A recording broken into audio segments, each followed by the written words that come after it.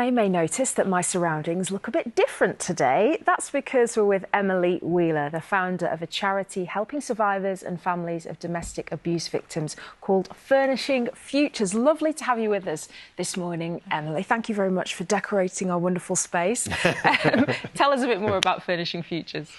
Furnishing Futures is a charity that creates fully furnished, trauma-informed homes for survivors of domestic abuse who've been rehoused in empty social housing.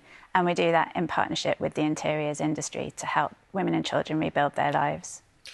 You mentioned about empty social housing. Why is it so often that people do find themselves in a property that is completely empty?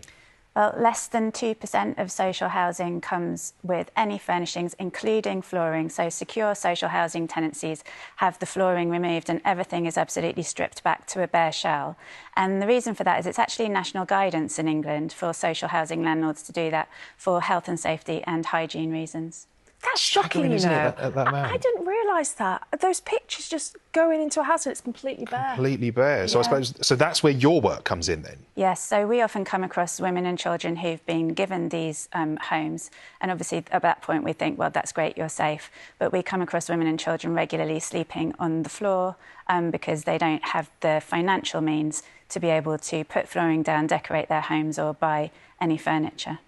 We can see just some images of the makeovers that you do, just working to create that space, a proper home. And I'm sure the reactions that you get from some of the families that then are able to move in is quite humbling. Yeah, it is.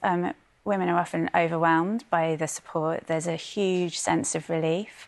It's extremely stressful to be rehoused in this type of situation and not have the money or resources, especially if you've already escaped a traumatic situation, probably just with the clothes on your back, and you arrive somewhere like this with your children. You can't cook a meal, can't put your child to bed at night. It's extremely distressing. So the women and children who we support are, extremely relieved. It also supports their physical and emotional mental health, well-being.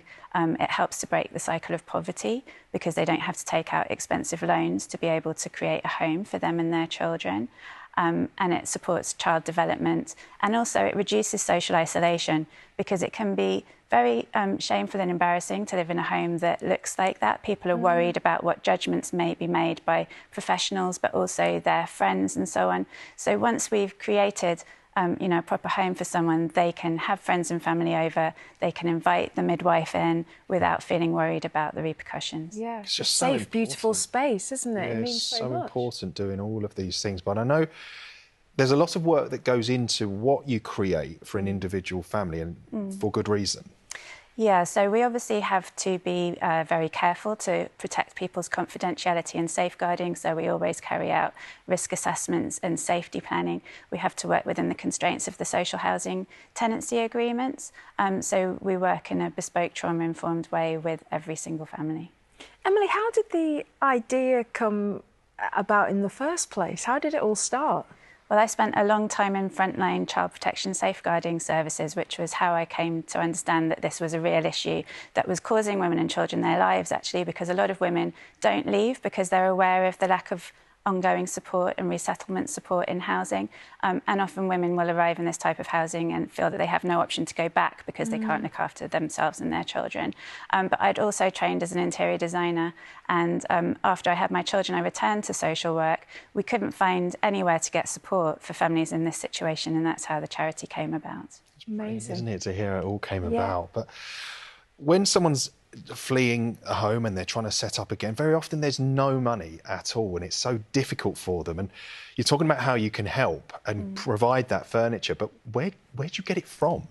So all the furniture that we use in the homes is in new condition, and it's donated by our partners in the interiors industry. So brands, retailers, studios, stylists and so on donate things that are perhaps like returns, seconds, dead stock, ex-showroom and so on. And we use that to create beautiful trauma-informed When you say homes. beautiful, look, we just stunning. saw some images then. These are real, aren't they? These are ones that you've been part of. These are all homes that we've created for the women and children. Let's have a look at these images now. They support. are absolutely fantastic And it's all, as you say, sustainable as well, isn't it? Because there's times when furniture could just essentially go to waste, and you're using these beautiful pieces to create amazing homes for people. How can people access the service if they need to? So we have established referral pathways with specialist domestic abuse agencies who we take referrals from for the women and children who we support, and we also work with local social services.